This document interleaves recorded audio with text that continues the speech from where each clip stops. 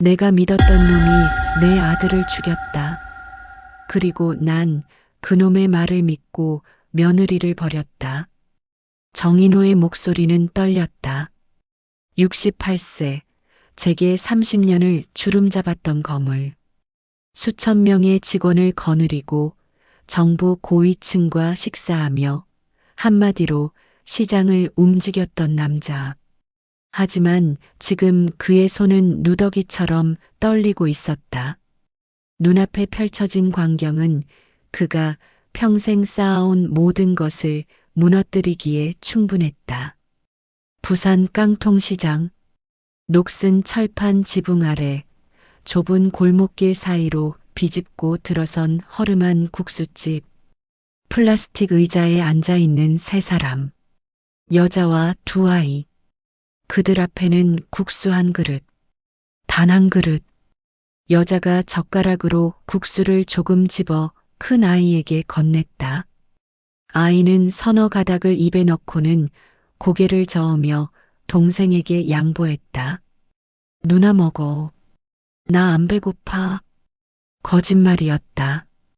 아이의 움푹 들어간 뺨이 그 거짓을 증명했다. 동생도 몇 가닥 먹고는 엄마에게 돌려줬다. 엄마가 더 먹어야 해. 엄마가 일해야 하잖아. 그렇게 한 그릇을 세 식구가 돌려가며 먹고 있었다. 정인호는 골목 모퉁이에서 그 광경을 지켜보고 있었다. 맞춤 양복 차림의 그는 이 시장에서 완전히 이질적인 존재였다. 양복 바지에는 시장 바닥에 물이 튀어 얼룩이 졌지만 그는 신경 쓰지 않았다. 아니, 신경 쓸 수가 없었다. 여자의 얼굴이 더 선명하게 보였다. 순간 정인호의 심장이 얼어붙었다. 윤혜진, 7년 전 큰아들 정도연의 아내였던 여자. 아들의 장례식 날 1억 원을 들고 남자와 도망쳤다던 바로 그 여자. 정인호가 직접 경찰에 신고하려다가 아들의 명예를 생각해 참았던 그 배신자. 가문의 수치를 덮기 위해 입을 다물었던 그 며느리. 하지만 지금 그녀는, 정인호는 눈을 의심했다. 윤혜진의 손은 거칠게 갈라져 있었고 손톱 밑에는 때가 끼어 있었다. 얼굴엔 주름이 깊게 패여 있었고 이마에는 오래된 흉터가 있었다. 7년 전 32이었던 그녀는 이제 마치 50대처럼 보였다. 옷은 빛바랜 작업복이었고 곳곳이 기워져 있었다. 신발은 밑창이 해진 운동화였고 한쪽 끈은 묶은 것이 아니라 매듭으로 이어져 있었다. 1억 원을 들고 도망친 여자의 모습이 결코 아니었다. 큰 손자 준서, 11살. 너무 말라서 광대뼈가 튀어나와 있었다. 교복인 듯한 옷은 소매가 짧아 손목이 훤히 드러났다. 성장기 아이가 옷을 못 갈아입은 것이다. 그리고 막내 손녀 서연, 9살. 손에는 반창고가 덕지덕지 붙어 있었고 입술은 바짝 말라 갈라져 있었다. 아이의 눈빛은 또래보다 훨씬 더 어두웠다. 1억을 들고 도망친 여자가 왜 국수 한 그릇을 3명이 나눠 먹지? 정인호의 머릿속이 하얗게 변했다. 심장이 두근거렸다. 7년간 확신했던 모든 것이 순식간에 흔들렸다. 둘째 아들 정재욱이 했던 말들이 스쳐 지나갔다. 아버지, CCTV 확인했습니다. 형수님이 금고에서 현금 1억을 꺼내 가방에 넣고 나가셨어요. 시각은 새벽 3시. 그리고 형이 사고 나기 전날 낯선 남자랑 호텔 로비에서 만났다는 목격담도 있습니다. 호텔 직원이 진술했어요. 두 사람이 친밀해 보였다고. 형이 돌아가신 직후 연락도 안 되고. 아버지, 이건 계획된 거였어요. 형수님은 처음부터 돈을 노리고 정인호는 그 말을 믿었다. 아니, 믿을 수밖에 없었다. 재욱이 직접 CCTV 영상을 보여줬고 호텔 직원의 진술서까지 있었다. 그리고 윤혜진은 정말로 사라졌다. 장례식장에도 나타나지 않았다. 아이들과 함께 흔적도 없이 증발했다. 배신자, 돈을 위해 남편의 죽음조차 이용한 정인호는 그렇게 결론 내렸다. 큰아들을 잃은 슬픔도 잠시, 며느리에 대한 분노가 그를 삼켰다. 그는 사람을 풀어 혜진을 찾으려 했지만 흔적조차 잡히지 않았다. 마치 처음부터 존재하지 않았던 사람처럼. 하지만 지금 그 여자는 여기 있었다. 부산 깡통시장 한복판에서 국수 한 그릇으로 연명하며 국수집 주인이 소리쳤다. 내일도 올 거지? 설거지 좀 부탁해도 돼? 네, 사장님. 제가 할게요. 윤혜진의 목소리였다. 7년 전보다 훨씬 더 쉰 목소리. 정인호는 그 목소리를 듣는 순간 온몸이 굳었다. 며느리의 목소리. 아들이 사랑했던 여자의 목소리. 누나, 밥값은 나중에 줘도 돼. 안 그래도 요즘 장사 안 되는데 누나가 도와주잖아. 아니에요, 사장님. 제대로 드릴게요. 이번 주 금요일에. 알았어. 애들 밥이나 잘 챙겨 먹여. 국수를 다 먹은 혜진이 아이들의 손을 잡고 일어섰다. 정인호는 본능적으로 뒤를 따랐다. 양복 차림의 노인이 시장 골목을 헤집고 다니는 모습은 우스꽝스러웠지만 그는 신경 쓰지 않았다. 혜진은 걸음이 빨랐다. 아이들은 엄마를 따라가느라 숨이 찼다. 엄마, 잠깐만. 서연이 힘들어. 미안, 준서야. 엄마가 늦으면 안 돼. 사장님이 기다리시거든. 그들은 시장 끝자락의 낡은 건물로 들어갔다. 1층은 철물점이었고 2층으로 올라가는 좁은 계단이 보였다. 페인트가 벗겨진 벽, 깨진 전등, 삐걱거리는 계단. 정인호는 숨을 죽이고 계단 아래서 기다렸다. 10분쯤 지났을까? 혜진이 다시 내려왔다. 이번에는 아이들 없이 혼자였다. 작업복 차림이었다. 그녀는 계단을 내려오다가 발을 헛디뎠다. 아! 난간을 붙잡고 겨우 중심을 잡았다. 다리를 절뚝거렸다. 다쳤나? 아니다. 오래된 부상인 듯했다. 그녀는 아랑곳하지 않고 걸어갔다. 그녀는 시장 반대편으로 걸어갔다.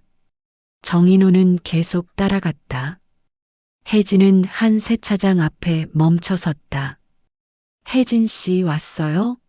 오늘 차가 많아요. 힘들겠는데 괜찮아요? 세차장 사장이 물었다. 네, 괜찮습니다. 시작할게요. 혜진은 호스를 들고 차를 닦기 시작했다. 허리를 굽히고 무릎을 꿇고 팔을 뻗어 차 밑바닥까지 닦아냈다. 물이 튀었다. 옷이 젖었다. 하지만 그녀는 멈추지 않았다. 한 대가 끝나면 다음 차. 쉬지 않고 68세 노인의 눈에도 그 노동은 가혹해 보였다. 정인호는 자신도 모르게 주먹을 쥐었다. 정인호는 근처 카페로 들어가 창가 자리에 앉았다. 거기서 세차장이 훤히 보였다. 그는 아메리카노를 시켜놓고 움직이지 않았다. 혜진은 3시간 동안 쉬지 않고 일했다. 차 한 대가 끝나면 다음 차. 점심시간도 없었다. 그녀는 그저 생수 한 모금만 마시고는 다시 일했다. 오후 1시. 정인호는 식사를 하지 않았다. 움직일 수가 없었다. 혜진도 먹지 않았다. 아니, 먹을 시간이 없었다. 세차장 사장이 김밥 한 줄을 건넸다. 혜진 씨, 이거라도 먹어요. 감사합니다. 그녀는 김밥을 받아 비닐봉지에 넣었다. 먹지 않았다. 나중에 아이들과 나눠 먹을 것이다. 오후 4시, 혜진이 세차장을 나섰다. 이번에는 시장 안쪽 김밥집으로 갔다.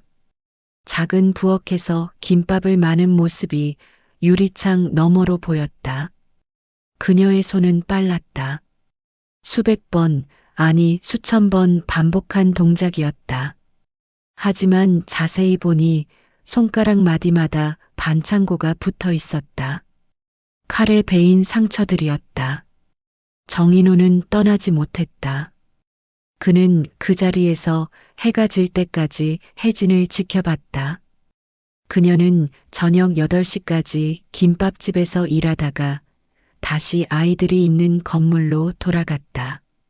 계단을 오르는 그녀의 뒷모습은 너무나 축 처져 있었다. 마치 실한 오라기로 겨우 버티는 사람처럼. 정인호는 그제야 카페를 나섰다. 운전기사가 기다리고 있던 차에 올라탔다. 회장님, 호텔로 가시겠습니까? 아니. 정인호는 떨리는 손으로 핸드폰을 꺼냈다. 전화번호부를 스크롤하다가 한 이름에서 멈췄다. 박영준. 옛 친구이자 30년 경력의 전직 형사. 지금은 은퇴해서 작은 흥신소를 운영하고 있었다. 영준이냐? 나야, 인호. 급한 일이 생겼어. 지금 당장 만나야겠어. 인호야? 이 밤중에 무슨 일이야? 목소리가 왜 그래? 말로 설명하기 힘들어. 만나자. 제발. 전화기 너머로 박영준의 한숨소리가 들렸다. 알았어. 30분 후에 해운대 그 술집으로 와. 1시간 후 정인호는 해운대의 한 조용한 술집에서 박영준과 마주 앉았다. 박영준은 62세, 정인호보다 6살 어렸지만 먼저 은퇴한 친구였다. 그는 소주잔을 기울이며 물었다. 무슨 일인데 이렇게 급하게?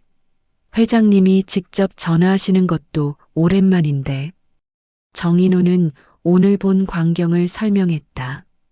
윤혜진, 국수 한 그릇, 세차장, 김밥집, 그리고 7년 전의 일까지. 말을 하는 내내 그의 목소리는 떨렸다. 박영준은 술잔을 내려놓고 심각한 표정을 지었다. 인호야, 그거 이상한데. 1억을 가진 사람이 그렇게 살 리가 없어. 7년이면 이자만 해도 수천만 원인데. 그리고 도망친 여자가 왜 부산에? 제일 찾기 쉬운 곳이잖아. 나도 안다. 그래서 확인하고 싶은 거야. 내가 잘못 봤던 건지. 아니면 재욱이가 거짓말을 한 건지. 박영준은 잠시 침묵했다. 그러다가 고개를 끄덕였다. 알았어. 내가 직접 조사해 볼게. 근데 인호야, 각오는 해야 해. 만약 재욱이가 정말 거짓말을 했다면 그건 내 가족이 무너진다는 뜻이야. 알아. 그래도 확인해야 해. 진실을. 며칠만 시간을 줘. 최대한 빨리 알아볼게. 사흘이 지났다. 정인호에게는 사흘이 3년처럼 느껴졌다. 그는 회사 일에 집중할 수 없었다. 이사회에서 보고를 받는 중에도 머릿속에는 국수 한 그릇이 떠올랐다. 저녁 식사를 하면서도 말라빠진 손주들의 얼굴이 보였다. 셋째 날 밤 박영준에게서 연락이 왔다. 인호야, 만나자. 이건 전화로 얘기할 내용이 아니야. 지금 당장? 그래. 지금. 그들은 다시 같은 술집에서 만났다. 박영준은 두꺼운 파일을 테이블 위에 올려놓았다. 그의 표정은 어두웠다.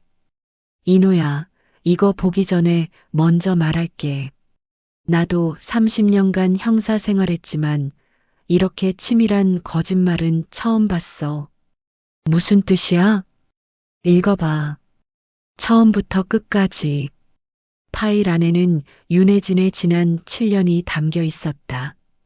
통장 내역, 병원 기록, 고용증명서, 주민등록 등본, 그리고 CCTV 원본 파일. 정인호는 한 장 한 장 넘기며 읽었다.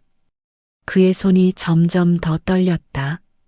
첫 번째 문서, 윤혜진의 통장 내역. 7년간 단 한 번도 1억 원 같은 금액은 없었다. 아니, 100만 원도 넘은 적이 없었다.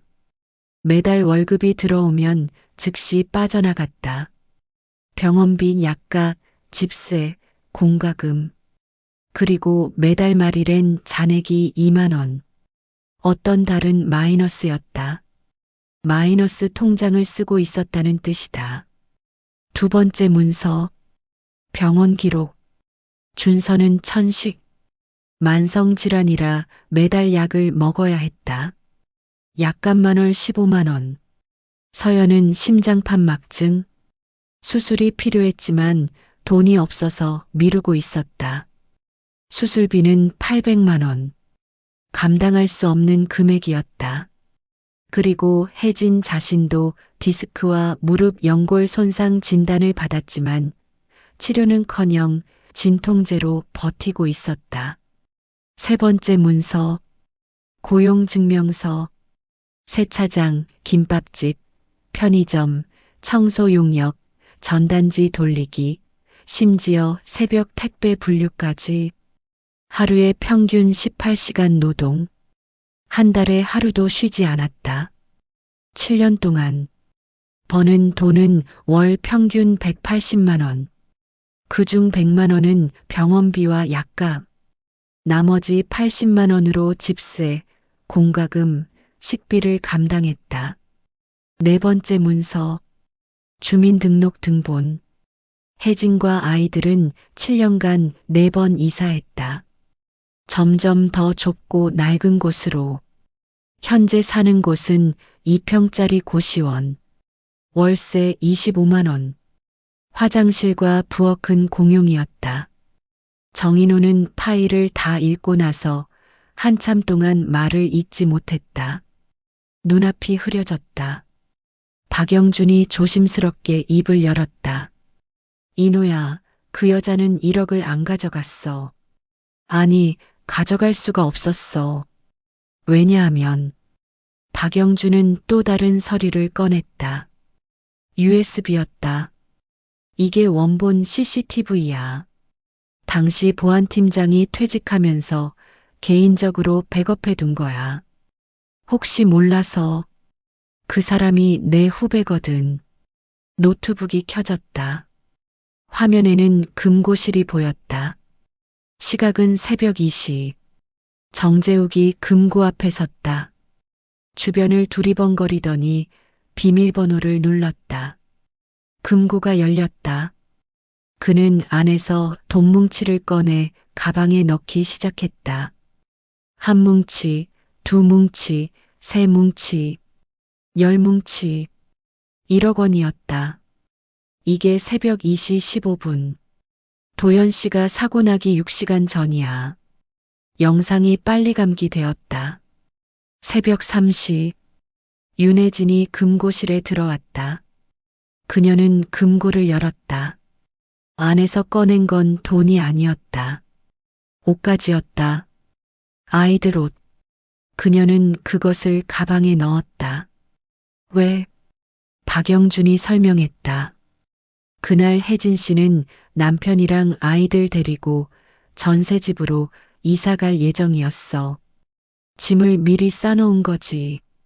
금고에 보관한 이유는 재욱 씨가 자꾸 방에 들어와서 뒤지고 다녔대. 그래서 중요한 물건은 금고에 넣어뒀다고. 그럼 재욱이가 보여준 영상은 편집본이야. 혜진 씨가 금고에서 뭔가를 꺼내는 장면만 잘라서 마치 돈을 훔친 것처럼 만든 거지. 그리고 자기가 돈 훔친 장면은 삭제했고 정인호는 화면을 멍하니 바라봤다. 그리고 이것도 봐. 또 다른 영상. 사무실 휴게실. 정재욱이 커피 머신 앞에 서 있었다. 시각은 출근 시간 30분 전. 아무도 없었다. 그는 주변을 두리번거리더니 주머니에서 작은 봉지를 꺼냈다. 그리고 그것을 커피잔에 털어 넣었다. 도연의 머그컵이었다. 컵에는 최고의 형이라는 글자가 새겨져 있었다. 혜진이 도연의 생일에 선물한 것이었다. 재욱은 가루를 넣은 후 커피를 추출했다. 그리고 그 컵을 형의 책상에 가져다 놓았다. 평소처럼 형을 위해 커피를 타준 것처럼. 정인호는 화면을 보며 온몸이 얼어붙었다. 재욱이가 형한테 뭘 탄 거야? 수면제야. 강력한 거. 약사 친구한테 확인했어. 조폴렘이라는 약인데 한 알만 먹어도 이 시간은 혼수 상태처럼 잠들어. 재욱이가 그걸 새 알 넣었어. 그날 도연 씨가 출장 가는 길에 졸음운전 사고로 죽었잖아. 그게 우연이 아니었어. 이럴 수가. 정인호는 의자에서 일어서려다가 비틀거렸다. 박영준이 얼른 붙잡았다. 인호야, 진정해. 더 있어. 더? 그날 도연 씨가 출장을 간 이유. 기억나?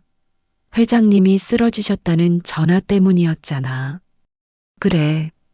그래서 도연이가 급하게 차를 몰고 비서실에서 전화했다고. 그 전화를 한 사람이 재욱이야. 비서실 내선 전화 기록에 남아 있어. 그리고 내 비서한테 확인했더니 그날 아침 재욱이가 회장님 건강검진 일정 좀 확인해 달라고 하면서 내 스케줄을 물어봤대. 내가 그날 지방 출장이라는 걸 확인한 거지. 그리고 형한테 전화해서 아버지가 쓰러지셨다. 빨리 오세요라고 거짓말한 거야. 그럼 도연이는 나를 만나러 가다가 그래.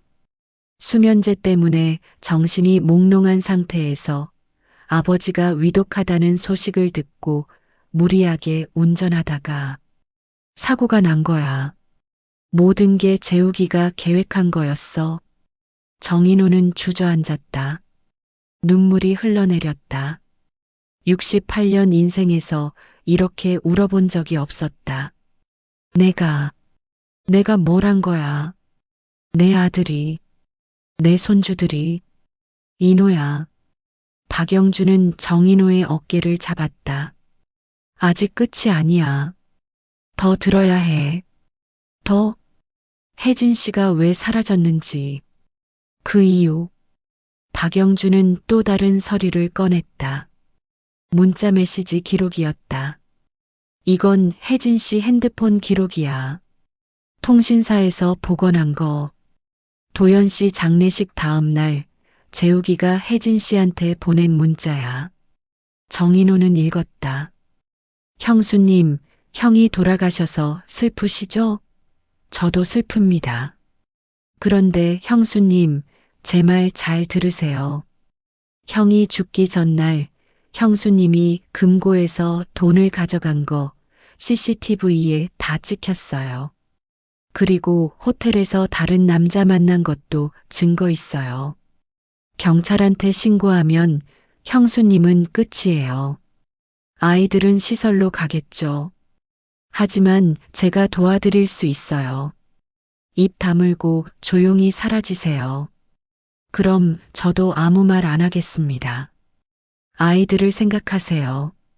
다음 문자. 형수님, 답장이 없으시네요. 혹시 경찰에 뭔가 말하실 생각이신가요? 그러지 마세요. 아이들이 다칠 수도 있어요. 사고는 언제 어디서 일어날지 모르잖아요. 형도 그랬고. 마지막 문자. 형수님, 현명한 선택하셨네요. 부산으로 가신 거 알아요. 거기서 조용히 사세요. 절대 서울로 올라오지 마세요. 아이들 학교도 옮기세요. 흔적을 지우세요. 그럼 저도 아무것도 안 할게요. 하지만 만약 회장님한테 연락하거나 경찰한테 뭔가 말하면 그때는 제가 책임 못 져요. 정인호는 서류를 놓았다. 손이 덜덜 떨렸다. 그래서 혜진이는 그래. 협박 때문에 사라진 거야.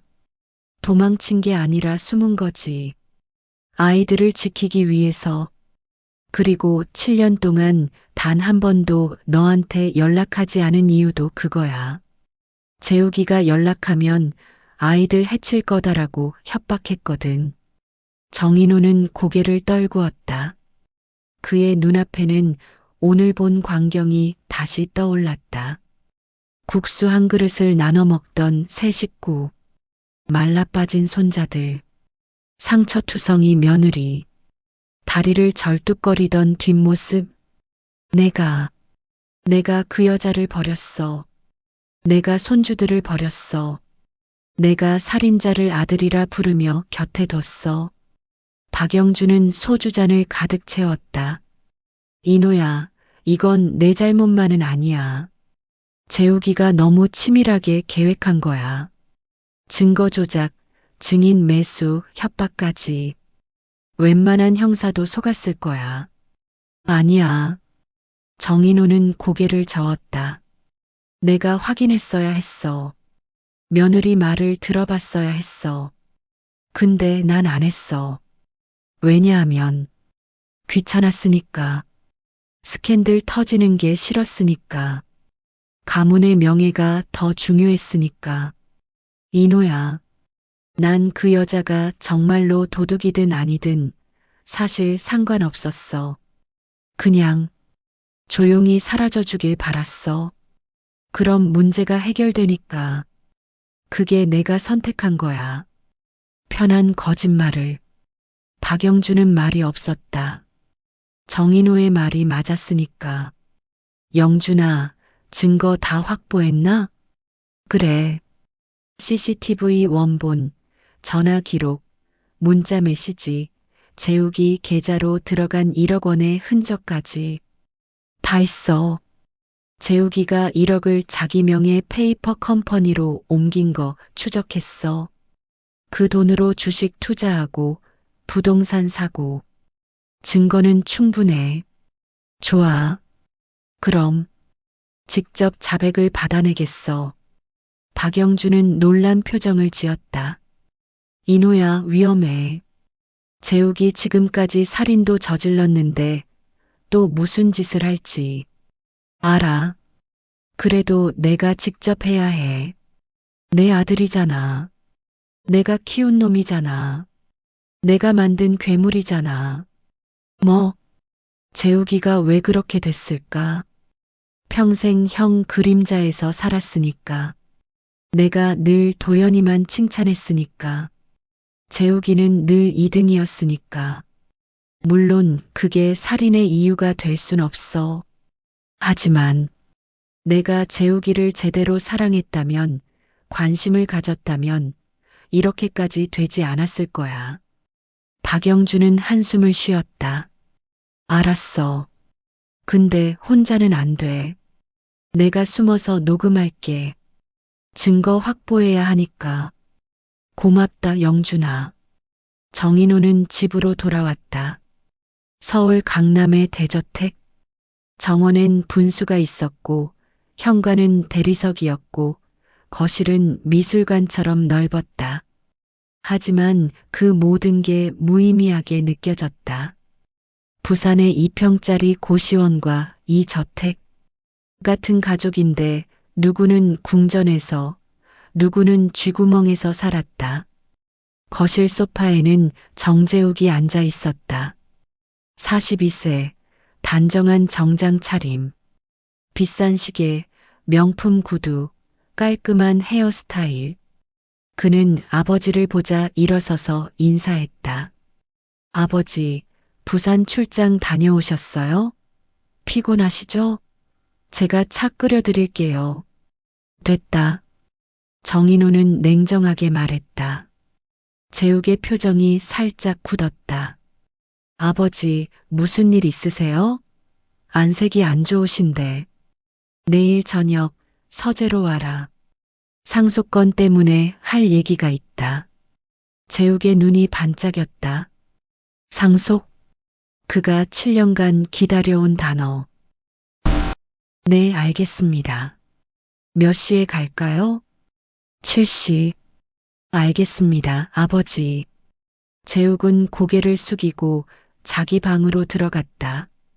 정인호는 그 뒷모습을 지켜보며 주먹을 쥐었다.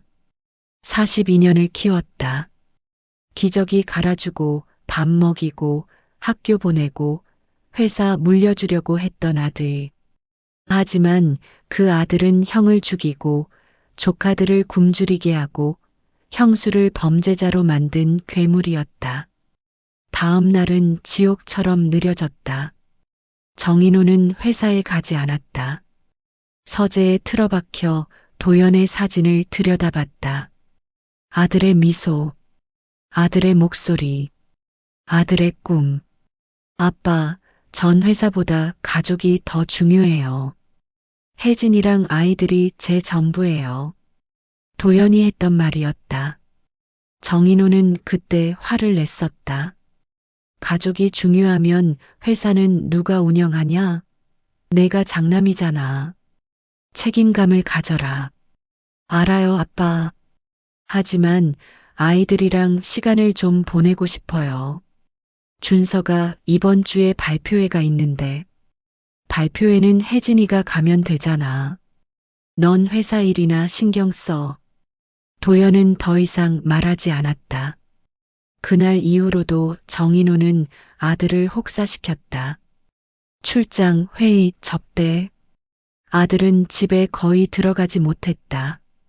아이들은 아빠를 그리워했고 혜진은 혼자 육아와 가사를 감당했다. 그리고 도연은 죽었다. 아버지를 만나러 가다가 정인호는 책상에 이마를 대고 울었다. 저녁 7시. 정인호는 서재에서 기다렸다. 서재 구석엔 박영준이 숨어 있었다. 커튼 뒤 노트북과 녹음기를 준비한 채 7시 정각. 재욱이 노크하고 들어왔다. 아버지, 부르셨어요? 앉아라. 재욱은 아버지 앞 의자에 앉았다. 평소와 다른 분위기를 느꼈는지 표정이 경직되어 있었다. 상속건이라고 하셨는데 드디어 결정하신 건가요? 그 전에 정인호는 노트북을 돌렸다. 화면에는 CCTV 영상이 재생되고 있었다. 금고 앞에 재욱, 커피에 약을 타는 재욱, 형에게 전화하는 재욱. 재욱의 얼굴이 하얗게 질렸다. 손이 떨렸다. 이게 뭡니까? 너도 알잖아. 7년 전 내가 한 일. 아버지, 이건 오해예요. 그날 저는 금고는 회사 서류를 가지러 갔고 닥쳐. 정인호의 목소리는 얼음장 같았다. 전화 기록도 있다. 내가 내 손으로 형한테 회장님이 쓰러졌다고 거짓말한 것. 문자 메시지도 있다. 내가 혜진이한테 보낸 협박 문자. 계좌 추적도 했다. 1억 원이 내 페이퍼 컴퍼니로 들어간 것. 그리고 수면제 구입 기록. 다 있어. 재욱은 숨을 헐떡였다. 그의 눈이 빠르게 움직이며 출구를 찾았다. 하지만 문은 잠겨 있었다. 아버지, 제 말 좀 들어보세요. 그건 제가. 왜 그랬냐? 정인호는 떨리는 목소리로 물었다. 왜 내 형을 죽였냐? 왜 조카들을 굶겼냐? 왜 형수를 범죄자로 만들었냐? 도대체 왜? 재욱은 한참 동안 침묵했다. 그러다가 갑자기 웃었다. 차갑고 날카로운 웃음이었다. 마치 무언가가 터진 것처럼. 왜냐고요? 궁금하세요? 재욱아, 평생 그림자처럼 살기 싫어서요. 재욱은 의자에서 일어났다. 목소리가 높아졌다. 형, 형. 아버지 입에서 나오는 건 항상 형 얘기뿐이었죠. 정도연은 성적이 좋다. 정도연은 리더십이 있다. 정도연은 책임감이 강하다. 정도연은 완벽하다. 그럼 저는 뭡니까? 전 그냥 둘째였어요. 그냥 보험이었어요. 혹시 형이 안 되면 쓸 예비품이었죠. 그게 형을 죽일 이유가 되냐? 됩니다. 재욱이 소리쳤다. 저도 인간이에요. 저도 인정받고 싶었어요. 저도 아버지한테 자랑스러운 아들이 되고 싶었어요. 근데 아버지는 단 한 번도 저를 봐주신 적이 없어요. 제가 상을 받아도 좋은 성적을 내도 회사 실적을 올려도 아버지는 항상 형은 더 잘했다고만 하셨죠. 정인호는 말을 잇지 못했다. 재욱의 말은 계속됐다. 고등학교 때 기억나세요? 제가 전국 1등 했을 때요. 전 너무 기뻤어요. 드디어 아버지가 저를 칭찬해 주실 거라고 생각했어요. 근데 아버지가 뭐라고 하셨죠? 형은 2년 연속 1등이었는데 넌 왜 이제야 1등이냐? 그 말 들었을 때 제 기분 아세요? 정인호는 기억했다. 그날 재욱의 표정. 웃고 있었지만 눈은 울고 있었다. 회사에 들어와서도 마찬가지였어요. 전 악착같이 일했어요. 형보다 더 일찍 출근하고 더 늦게 퇴근하고 더 많은 계약을 따냈어요. 근데 아버지는 항상 형만 칭찬하셨죠. 도연이가 이번 프로젝트 잘했다. 도연이는 역시 믿을 만하다. 전공기였어요. 투명인간이었어요. 재우가 나는 그래서 없애기로 했어요. 형을.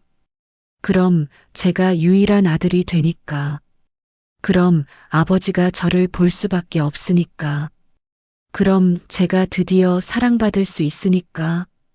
재욱의 목소리는 울먹이고 있었다. 처음엔 그냥 형이 실수하게 만들려고 했어요.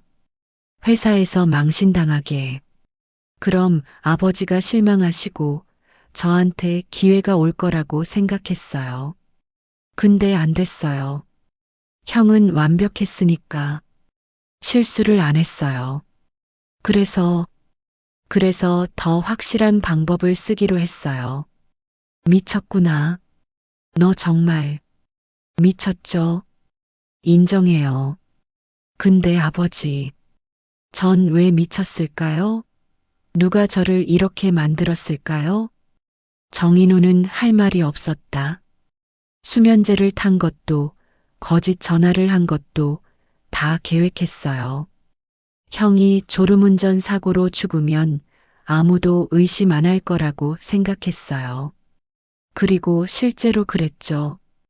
경찰도 아버지도 아무도 의심 안 했어요.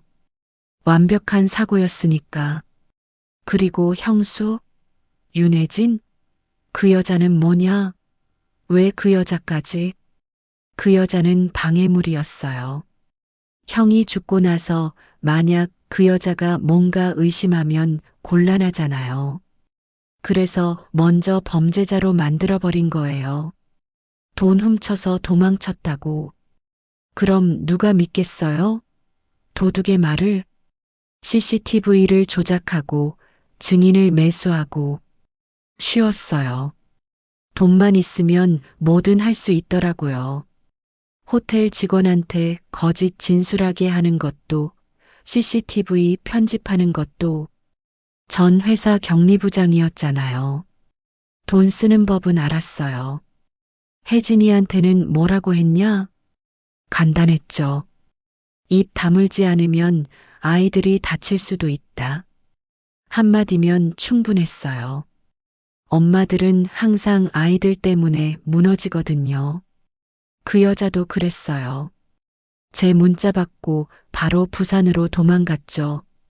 아이들 데리고. 그래서 7년 동안, 네, 7년 동안 그 여자는 숨어 살았죠. 하루 18시간씩 일하면서 애들 먹여 살리고. 웃기죠?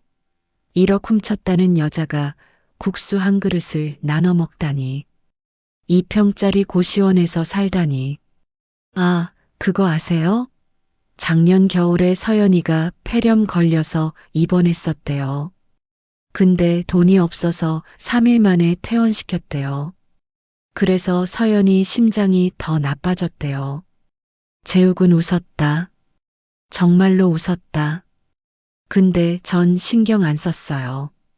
그 애들이 죽든 살든, 형수가 죽든 살든, 저는 그냥 아버지가 절 사랑해 주시길 바랐어요. 그게 다였어요. 정인호는 더 이상 참을 수 없었다. 그는 책상 위에 서류철을 집어던졌다. 재욱의 머리에 맞았지만 재욱은 웃기만 했다. 때려요. 죽여요. 근데 아버지도 공범이에요. 뭐, 7년 동안 저를 믿었잖아요. 형수가 범죄자라고 믿었잖아요. 손주들이 굶어 죽든 말든 신경 안 썼잖아요. 찾아보지도 않았잖아요. 왜요? 귀찮아서? 스캔들 나는 게 싫어서? 그게 다 아버지 선택이에요. 아버지도 공범이에요. 아버지도 손주들을 버린 거예요. 그 말은 정확했다. 정인호는 할 말이 없었다. 재욱은 계속했다.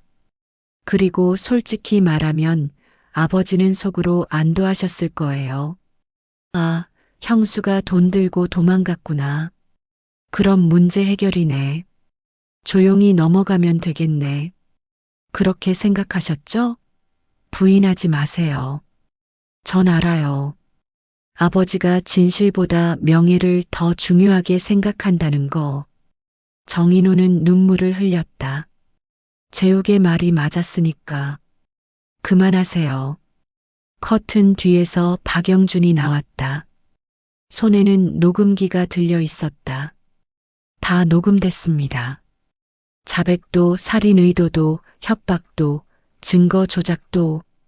재욱은 박영준을 보더니 피식 웃었다. 형사님이네요. 아버지, 치밀하시네요. 저한테 배웠나요? 정재욱, 넌 체포된다. 살인교사, 사기, 횡령, 협박, 증거 조작. 너는 감옥에 가게 될 거다. 상관없어요. 재욱은 어깨를 으쓱했다. 어차피 전 이미 끝났어요.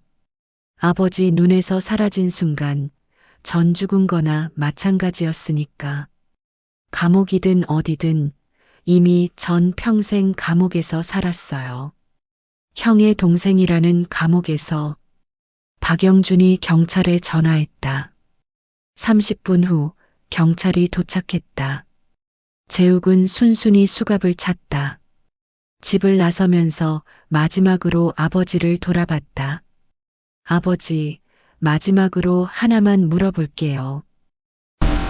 언제쯤 절 사랑하셨어요? 형 죽고 나서? 아니면 그 전에도 한 번쯤은? 단 한 번이라도 제가 자랑스러웠던 적 있어요? 정인호는 대답하지 못했다. 입이 열리지 않았다. 재욱은 쓸쓸하게 웃으며 경찰차에 올랐다. 역시 없었네요. 알았어요. 그럼 저도 아버지를 사랑한 적 없어요. 공평하죠? 경찰차 문이 닫혔다. 사이렌이 울렸다. 차가 멀어졌다. 현관문이 닫혔다. 거대한 저택엔 정인호 혼자만 남았다. 그는 소파에 주저앉아 얼굴을 손으로 가렸다. 42년을 함께한 아들. 하지만 정인호는 정말로 그 아들을 사랑한 적이 있었을까? 아니, 알려고 노력이라도 했을까? 둘째라는 이유로, 형만 못하다는 이유로 정인호는 재욱을 늘 뒤로 밀어뒀다. 형 좀 배워라. 형은 안 그래. 넌 왜 형만 못하니? 그런 말들이 재욱을 괴물로 만든 건 아니었을까? 하지만 그건 변명이 될 수 없었다. 재욱은 선택했다. 형을 죽이고 조카를 버리고 형수를 파멸시키는 것을. 그건 누구도 용서할 수 없는 죄였다. 정인호는 일어났다. 해야 할 일이 남아 있었다. 다음 날 정인호는 다시 부산으로 갔다. 이번에는 운전기사 없이 혼자 렌터카를 몰았다. 깡통시장에 도착해 그 낡은 건물 앞에 섰다. 2층으로 올라가는 계단은 너무 좁고 가팔랐다. 정인호는 천천히 계단을 올랐다. 2층 복도는 어두웠다. 전등도 제대로 안 켜져 있었다. 202호. 문패도 없는 낡은 문. 그는 숨을 고르고 노크했다. 안에서 발소리가 들렸다. 문이 조금 열렸다. 윤혜진이 문틈으로 얼굴을 내밀었다. 그녀는 정인호를 보자 얼어붙었다. 얼굴이 하얗게 질렸다. 회장님. 혜진아. 정인호는 떨리는 목소리로 말했다. 미안하다. 혜진은 말없이 서 있었다. 눈에서 눈물이 흘러내렸다. 제발 아이들은 아무 잘못이 없어요. 제발 아이들은 건드리지 마세요. 알아. 다 알아. 다 내 잘못이야. 재욱이가 한 일, 내가 너한테 한 일 다 알아. 정인호는 무릎을 꿇었다. 68세 노인이 제게 거물이 며느리 앞에 무릎을 꿇었다. 복도는 좁았다. 정인호의 양복 바지가 더러운 바닥에 닿았다. 용서해달라는 게 아니야. 용서받을 자격도 없어. 그냥 진실을 알았다는 걸 말하고 싶었어. 재욱이가 한 일, 내가 너한테 한 일 다 알아. 그리고 미안해. 정말 미안해. 혜진은 고개를 떨구고 울었다. 7년간 참아왔던 모든 게 쏟아져 나왔다. 그녀는 무너져 바닥에 주저앉았다. 저는 정말 아무것도 안 했어요. 도연 오빠는 제 인생의 전부였어요. 그 사람이 죽었을 때 저도 같이 죽고 싶었어요. 근데 아이들이 있었어요. 그래서 버텼어요. 매일매일 버텼어요. 알아. 다 알아. 1억? 저는 1억은커녕 10만 원도 안 가져갔어요. 근데 아무도 안 믿었어요. 회장님도 경찰도 아무도. 다들 저를 도둑이라고 했어요. 아이들 유치원에서도 쫓겨났어요. 엄마가 도둑이래라고 다른 아이들이 놀렸어요. 준서가 매일 울었어요. 서연이는 말을 안 했어요. 몇 달 동안. 미안해. 정말 미안해. 정인호는 이마를 바닥에 댔다. 그의 눈에서도 눈물이 떨어졌다. 이제 다 끝났어. 재욱이는 감옥에 갔어. 진실은 밝혀졌어. 너는 이제 자유야. 혜진은 한참을 울다가 물었다. 그럼 아이들은 어떻게 되나요? 데리고 가. 네. 아이들 데리고 서울로 가. 내가 모든 걸 책임질게. 병원비, 생활비, 교육비. 다. 그리고 도연이 재산. 원래 너희 거야. 7년 전에 내가 받았어야 할 거, 유산 상속, 보험금, 회사 주식, 다 돌려줄게. 저는 돈이 필요한 게 아니에요. 혜진이 말했다. 그냥 도연 오빠가 돌아왔으면 좋겠어요. 오빠가 없으면 돈이 무슨 소용이에요? 오빠만 있으면 저는 2평짜리 방에서도 행복할 수 있어요. 그것만 있으면 돼요. 나도 그래. 정인호는 일어나서 혜진의 어깨를 잡았다. 하지만 우린 도연이를 돌려받을 수 없어.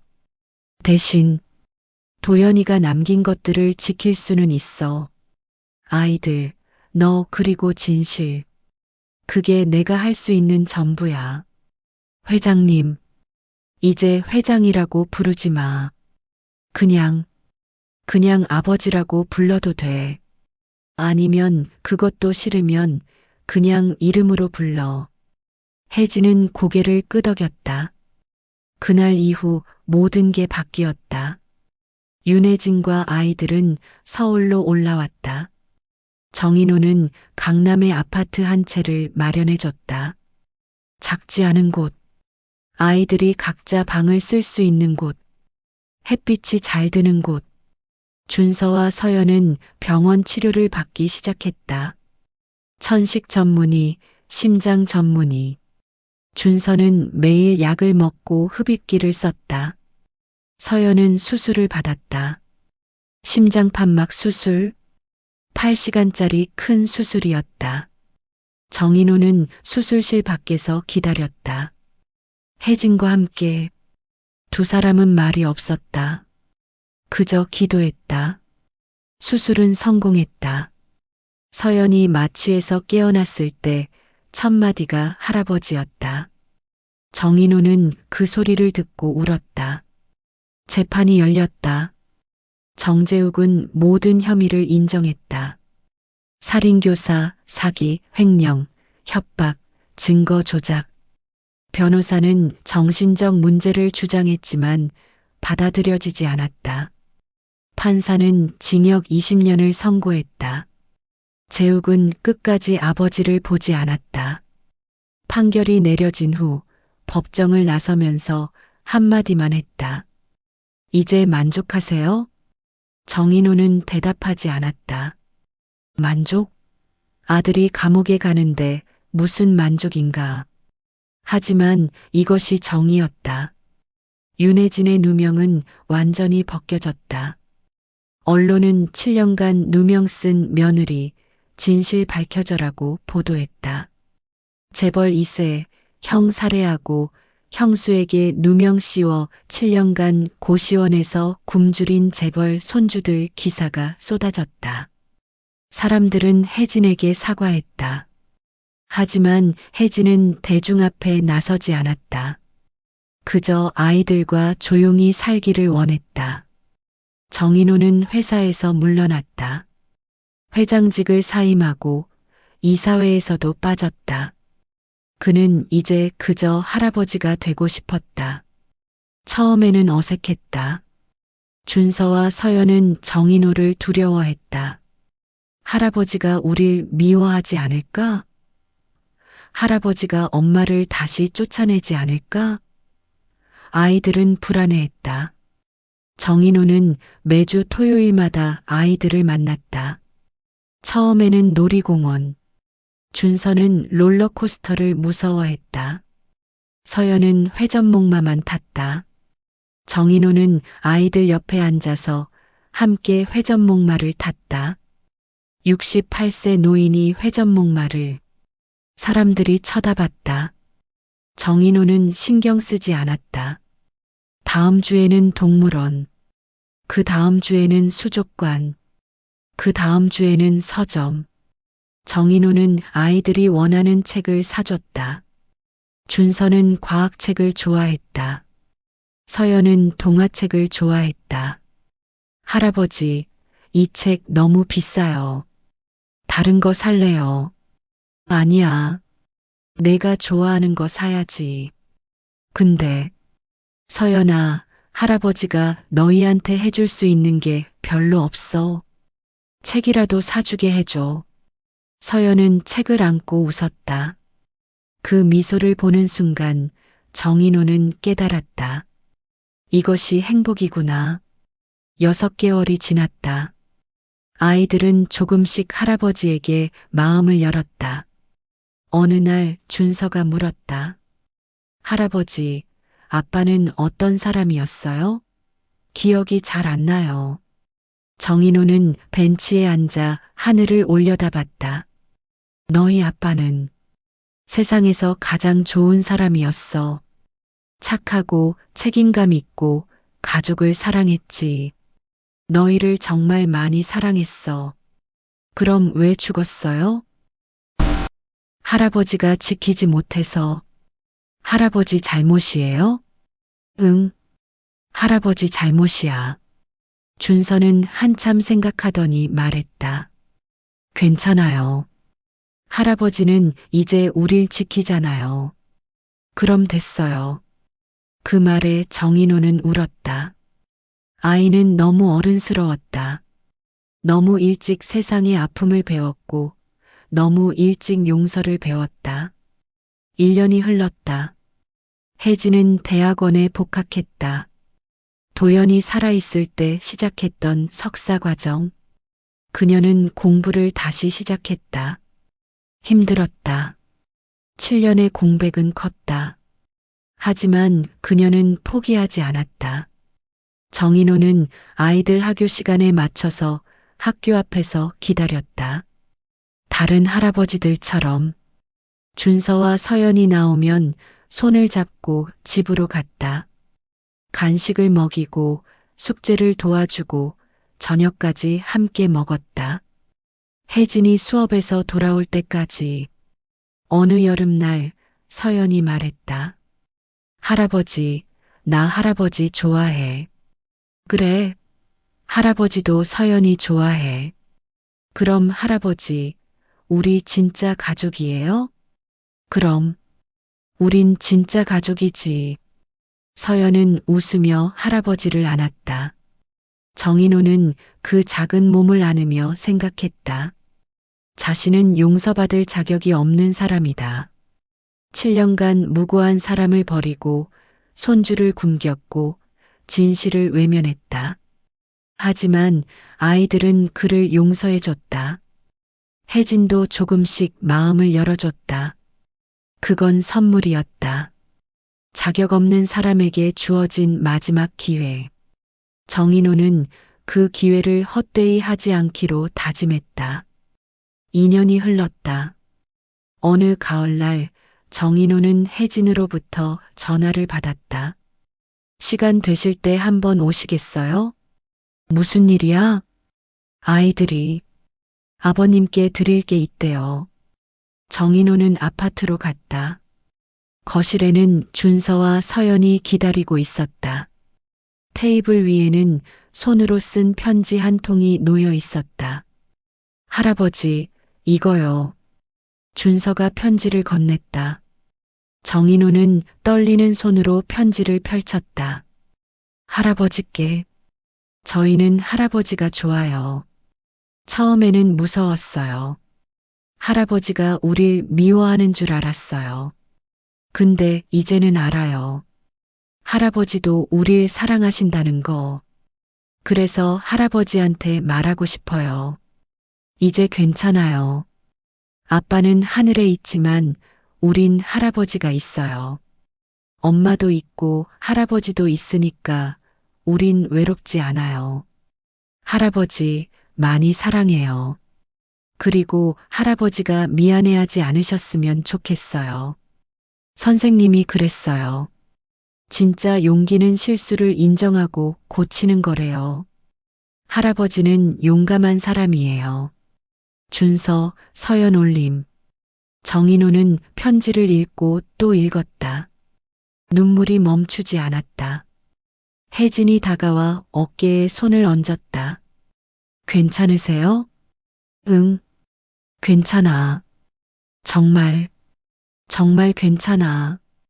그날 저녁 네 식구는 함께 밥을 먹었다. 예전처럼 국수 한 그릇을 나눠 먹는 게 아니었다. 따뜻한 밥, 풍성한 반찬, 그리고 웃음이 있었다. 정인호는 아이들을 보며 생각했다. 자신은 너무 늦게 깨달았다. 가족이 무엇인지, 사랑이 무엇인지, 진실이 무엇인지. 하지만 늦었어도 깨달은 것만으로도 감사했다. 그리고 남은 생을 이 깨달음과 함께 살 수 있다는 것에 감사했다. 가을이 다시 왔다. 정인호는 도연의 묘 앞에 섰다.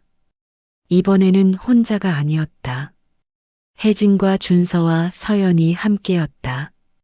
도연아, 아빠야. 정인호는 묘 위에 손을 얹었다. 늦었지만 내가 원하던 대로 했어. 혜진이 믿어줬어. 아이들 지켜줬어. 진실도 밝혔어. 준서가 꽃을 놓았다. 서연도 꽃을 놓았다. 아빠, 우리 행복해요. 걱정하지 마세요. 바람이 불었다. 낙엽이 떨어졌다. 정인호는 무릎을 꿇고 이마를 땅에 댔다. 미안해. 너를 못 지켜줘서, 내 가족을 못 지켜줬어. 아빠가 더 잘했어야 했는데. 하지만 이제는 약속할게. 준서, 서연, 혜진. 내가 끝까지 지킬게. 그게 아빠가 너한테 할 수 있는 마지막 일이야. 혜진이 정인호의 어깨에 손을 얹었다. 도연 오빠도 기뻐하실 거예요. 아버님이 이렇게 변하신 거. 그럴까? 네. 도연 오빠는 항상 말했어요. 우리 아버지는 좋은 분이야. 그냥 표현을 못하실 뿐이지. 오빠가 맞았어요. 정인호는 고개를 숙였다. 그들은 묘지를 떠났다. 차에 오르면서 서연이 물었다. 할아버지, 우리 이제 뭐 할 거예요? 서연이는 뭐 하고 싶어? 떡볶이 먹고 싶어요. 그래. 그럼 떡볶이 먹으러 가자. 준서는? 저는 할아버지랑 같이 있으면 다 좋아요. 정인호는 웃었다. 처음으로 진심에서 우러나온 미소였다. 그날 밤 정인호는 처음으로 편히 잠들었다. 7년간 짊어졌던 죄책감은 여전히 무거웠다. 앞으로도 평생 짊어지고 가야 할 것이다. 하지만 이제는 그것을 짊어지고 걸어갈 힘이 있었다. 왜냐하면 혼자가 아니었으니까. 준서, 서연, 혜진, 그리고 하늘에서 지켜보고 있을 도연. 그들이 있었다. 그리고 그것으로 충분했다. 사람은 진실보다 소문을 먼저 믿는다. 하지만 소문은 사라지고 진실은 끝내 남는다. 정인호는 그 말을 가슴에 새겼다. 그리고 매일 아침 거울을 보며 자신에게 물었다. 오늘은 어떤 사람이 될 것인가? 대답은 항상 같았다. 좋은 할아버지, 좋은 아버지, 그리고 진실을 지키는 사람. 그것이 정인호의 새로운 삶이었다.